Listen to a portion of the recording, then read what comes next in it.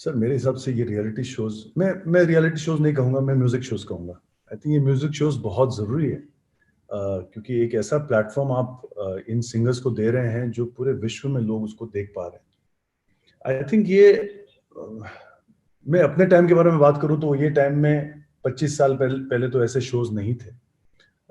25 साल पहले ऐसा एक डेमो प्लेटफॉर्म नहीं था कि आप जाके गाओ और पूरा देश और पूरा विदेश उसको सुने।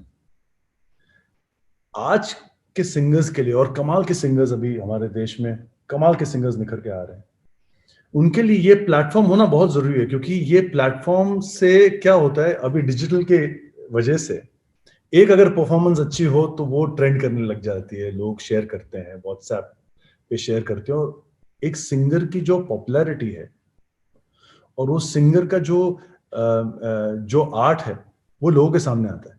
I think that is very very important right now. तो आई थिंक मेरे हिसाब से ये शोज और ज्यादा हो तो बेहतर है।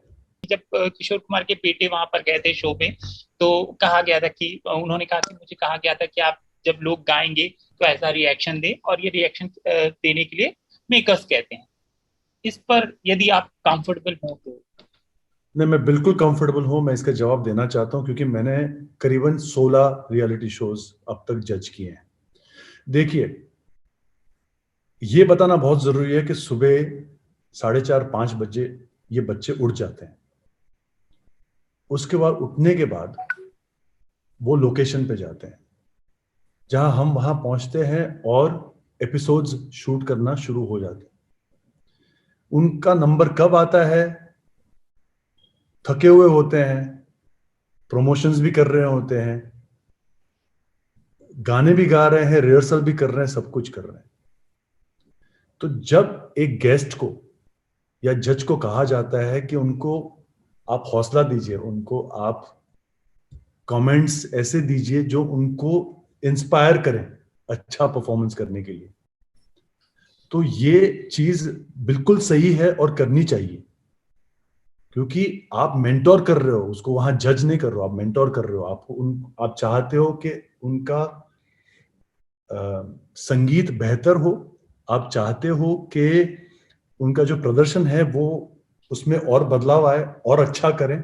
आप चाहते हो कि जितने भी गेस्ट्स आए वो प्रसन्न हो उनके परफॉर्मेंस से।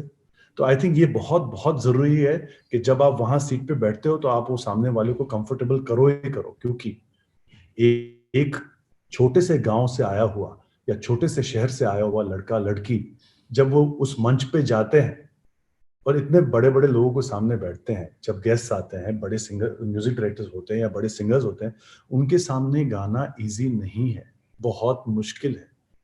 इतने सारे कैमरास, इतनी सारी लाइट्स,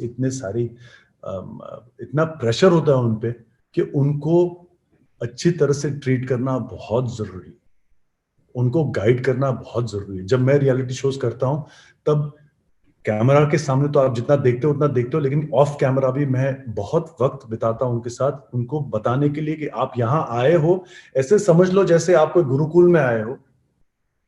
यहां से बहुत कुछ सीख के आप जाना, यहाँ से नंबर 1 आना या नंबर टॉप 5 में आना वो जरूरी नहीं है, लेकिन अपने आप को एक बदल के अच्छी तरह से सीख के यहां से आप निकलोगे, ये आपके लिए बहुत जरूरी है। That is my advice on this entire.